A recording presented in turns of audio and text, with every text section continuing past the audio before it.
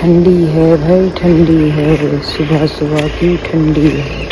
এবারে ঠান্ডায় কাঁপতে কাঁপতে গান গাইলেন মিমি চক্রবর্তী। অভিনেত্রী মিমি চক্রবর্তী ভারতের পশ্চিমবঙ্গের জলপাইগুড়িতে জন্মগ্রহণ করেন।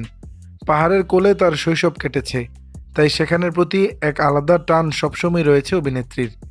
এদিকে নতুন বছরের প্রথমেই পাহাড়ে ঘেরা শহরের বুকে দেখা গেল অভিনেত্রীকে। চায়ের কাপে চুমুক, ধোয়া ওঠা গরম ম্যাগির স্বাদ আর জমিয়ে ফটোশ্যুট। সামাজিক যোগাযোগ মাধ্যমে রঙিন মুহূর্তের ছবি ভক্ত অনুরাগীদের মাঝে শেয়ার করেছেন।